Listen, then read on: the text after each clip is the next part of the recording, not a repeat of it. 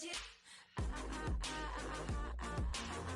up everybody, Bigjuicyhog here, and I'm coming to you with some Path of Exile news. They finally announced the next Path of Exile League, which is going to be called Heist. You go to their official site, you can go ahead and check out the trailer, but what I'm going to do is I'm going to go through the information that they provided. I'm going to talk about the different Path of Exile FAQs that they went ahead and released, and then I'm going to talk about my thoughts on it. So just a disclaimer, I really enjoy Path of Exile. I think as far as ARPGs go, it's the top of the line right now. One thing that they do amazing is every couple months when they come out with a new league, they actually come up with something new. So last time they came out with the Harvest League, which I found to be very interesting, even though I stopped playing it a couple weeks in. And now they're coming out with something called Heist. So I'm going to go ahead and read it to you guys, and if you want to follow along, you can just go to pathofexile.com/heist and follow it there. So, Path of Exile Heist. In Path of Exile Heist, you will hire skilled thieves to help you pull off risky heists, steal valuable artifacts to fund and train your crew as you plan towards the execution of a grand heist. Your September expansion contains the Heist Challenge League, 9 new skills and support gems, revamps of curses, steal skills, and some spells. Grand heists offer exclusive new rewards such as weapon and body armor enchantments, heist trinkets, alternative quality gems, and replica unique items. Uncover the Rogue Harbor. Buy your passage to the Rogue Harbor, where you'll consort with a crew of thieves who offer nefarious services. 13 rogues can be contracted to assist you with setting up or executing a heist by filling roles such as transportation, lockpicking, or demolition. Hire a specialist. In order to execute a heist, you need to know the location of a valuable artifact and what defenses safeguard it. Contracts containing these clues can be found throughout Rayclast alongside coins with mysterious emblem of the Rogue Harbor. Travel there and turn these objects to hire the expertise you need for your heist. Execute the heist. If you can't escape the heist, you'll lose everything you stole while infiltrating the facility. You'll need to support your rogue while they bypass security in order to reach the vault. Be careful with how much commotion you cause, or you may trigger the alarm, causing the facility to be locked down. When this happens, it's time to run. Equip your crew. Specialized items can be equipped to rogues to make them stealthier, deadlier, and more adept at their roles. Like any other Path of Exile items, rogue equipment can be crafted with currency items. Well-equipped crew is a great asset when undertaking the most difficult heists. Plan a grand heist. The ultimate goal of a thief is to pull off a grand heist. This requires access to blueprints that show where the vaults are located inside sprawling facilities. These elaborate jobs require masterful planning, purchasing additional intel about the facility, and hiring multiple rogues to assist with their many obstacles. This planning can result in a huge payoff as each vault has its own exclusive rewards. Thieves' Trinkets. One of the exclusive rewards you'll be able to steal from the Grand Heist are trinkets, which go in their own new equipment slot. These magical items influence what rewards you'll find from future heists you run. Some of their modifiers affect the items dropped by enemies in chests, while others modify the rewards you could obtain from a heist special reward chest. Alternative quality gems. Alternate quality gems come from Grand Heist reward rooms and provide even more depth for existing skill and support gems. Each existing Path of Exile has up to 3 alternative quality versions which grant different quality bonuses than the original gems. Some simply increase the power of the gem, while others entirely change what builds most benefit from the gem. So if you go onto the page here, they have a version of the Archmage support, Cleave, and Herald of Agony that you can look at and compare to the regular gems. Replica uniques and experimental base types.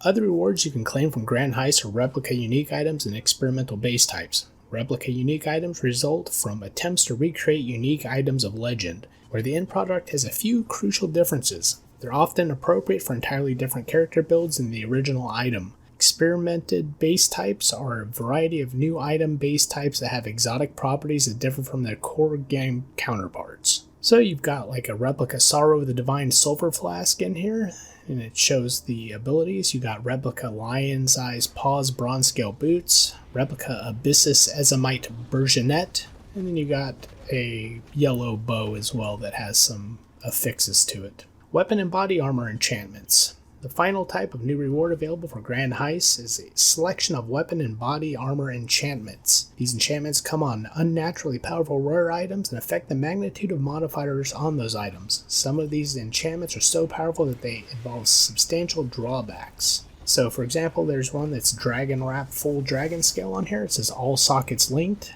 Life modifiers have 6% increased effect, and there is a Honor Mangler Pernarch, which is a one-handed mace. It's got 200 increased attribute requirements, and physical modifiers have 15% increased effect. Oppressive Curses. We've added a new curse-related skill and a new curse support gem. The new Doom mechanic causes a self-cast curse to increase in intensity over time until it expires. This works well in conjunction with impending Doom support, which causes an explosion of chaos damage when a linked curse ends. Curses have also received a new look. And looking at this, there's some nice little graphical curses on here. Look pretty cool. Sharpened Steel Skills. We've revamped steel skills by introducing shards, deadly blade fragments that hover near your character. The Call of Steel skill is available whenever you have a steel skill equipped. Burst shards from the ground, providing more ammunition for steel projectiles and causing existing shards to explode out of impaled enemies. We've also added one new steel skill and worked both shattering and lancing steel. Powerful spells. Alongside the introduction of 6 new spells, we've reworked Discharge and Glacial Cascade. The goal with these new spells is that while they're powerful in a variety of character builds, they have additional benefits when self-cast. And much, much more. Path of Exile Heist also introduces over 25 new unique items, 12 new divination cards, a visual revamp to some skill effects, and much more.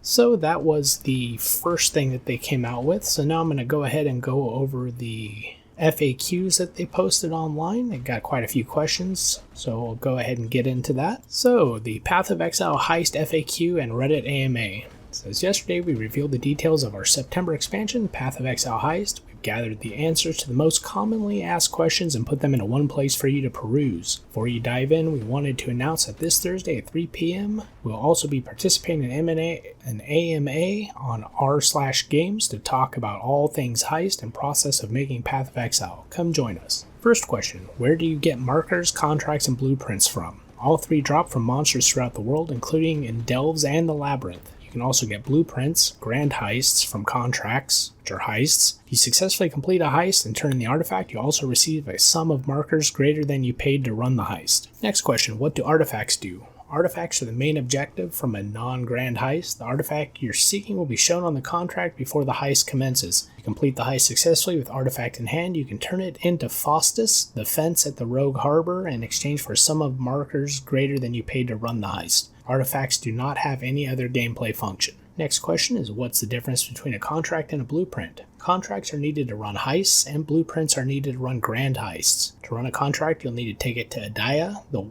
Wayfinder, in the Rogue Harbor. You'll pay her a sum of markers to arrange the heist, allow you to select which specialized rogue you'd like to take with you, and handle transportation. Contracts can be crafted, if desired, to increase their difficulty and reward, much like maps. To run a grand heist, you'll need to pay Wakano, the barber, in markers for the intel he's received from your earlier heists. This intel can reveal escape routes, reward rooms, and more. Reveal as much as you desire, or as much as you can afford, and then take the blueprint to the planning room in the Rogue Harbor, where Karai, the administrator, will help you arrange with NPCs you'd like to take with you and confirm the blueprint. At this point, you can either trade the blueprint to another player if you'd like, or take it to Adaya to arrange transportation to begin the heist. There are some gameplay differences between contracts and blueprints, but the main difference is the contracts lay the groundwork for grand heists and yield markers and other regular Path of Exile items as rewards, while grand heists yield exclusive rewards. These can include trinkets, alternative quality gems, rare body armor, and weapons with enchantments, experimented base types, and replica unique items.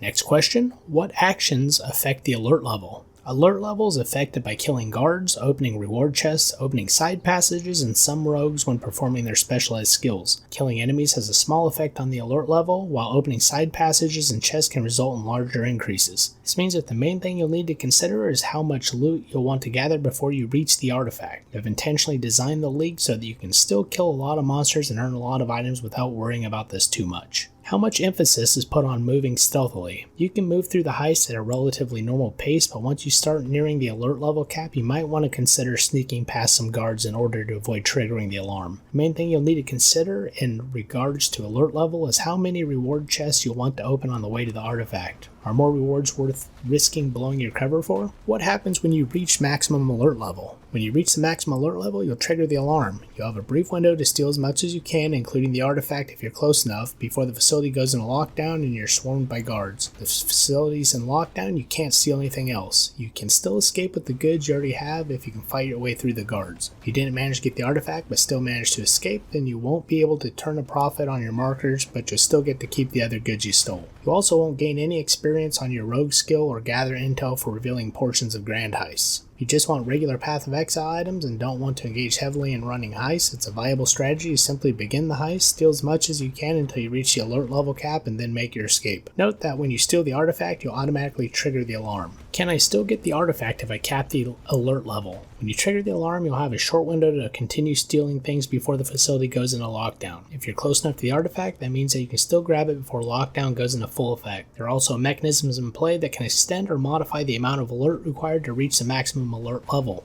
How do minions affect your alert level? Having slew minions potentially means that you'll aggro more guards than other builds would, meaning that you'll generate more alert level as you kill them. As mentioned above, killing guards raises the alert level by a relatively small amount compared to other actions during the heist. Many guards are also positioned on the other side of the doors, letting you choose whether to aggro them or not, even regardless of whether you have minions. Is the escape timed? No, there's no timer on your way to the artifact, no timer in your escape. The only element that includes a timer is when the alarm has been triggered. Timer will start to let you know how much time you have left to collect loot before the facility goes into lockdown and you're swarmed by guards. How do you fail a heist? A heist attempt is only considered a failure if you die after the lockdown and lose your contraband. If you die after the lockdown is in effect, you won't be able to return to the heist and collect those items, but they can be collected by remaining party members. If you die prior to the lockdown, you can return to the heist. You can somewhat consider it a failed state if you don't reach the artifact because you can't turn it in for profit, advance your rogue's experience, or gather intel from the heist. If you make it out, you will get to keep your other rewards.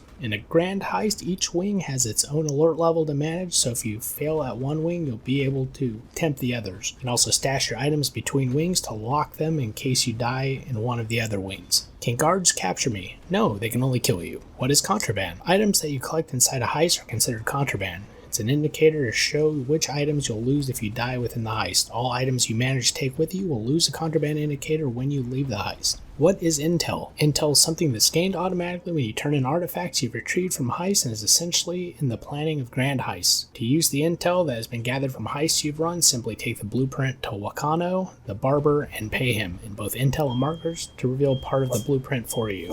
How much of a blueprint do you have to review before you can run a grand heist? You can completely skip revealing anything on the blueprint and jump right to locking in which NPCs you'll take, but you miss out on a lot of value of the blueprint in doing so. You can unlock as much as you want or can afford. The more you unlock, the more you'll reap from the grand heist. Can you tell what rewards you'll get before you run a grand heist? Filled blueprint will indicate which rewards are available from curio displays, but you won't be able to tell what rewards are in chests, lockers, and side rooms along the way. What things should I pay attention to if I want to be successful at heists? Gather markers. You'll get these from regular monsters throughout the game and from turning in artifacts after you complete heists. These are essential for paying rogues to assist you with heists, and reveal details of a blueprint for grand heists. Completing heists is also essential for gaining intel and increasing rogue skill experience. These are also important for being able to run grand heists. Rogue skill experience improves their ability to perform certain tasks during heists. Heists and grand heists also require rogues with a specific level of skills in certain tasks. When you plan contracts and blueprints, you'll have an interface which allows you to pick which rogue has the appropriate skill level for the job required. This means you won't have to use your memory to know who is right for the job. There are bonus things to consider, like using a thief's trinket to change which rewards you'll receive from a heist, or rogue equipment to improve their skills. They're not fundamental to your success. Main thing you need to do is complete regular heists by reaching the artifact and turning it in for profit. What are thieves' trinkets? These are items you can find in heists which use a new equipment slot. They effectively allow you to invest in increasing or modifying the rewards from heists without sacrificing an equipment slot from your build. They always drop corrupted, so they can't be crafted. They only affect heist-related drops and don't do anything outside of heists. How do I get to Rogue Harbor? Use a marker in town or in your hideout. Do I have to keep the rogues alive? No, their skills can be interrupted by incoming attacks, so it's good to keep killing guards before they begin, but you do not need to protect them. Can I change how fast they perform their skills? These are relatively quick by default to ensure smooth gameplay, but you can make it even faster by leveling their skills or equipping items to them that have the appropriate mods. Speed at which rogues perform their skills gets slower and harder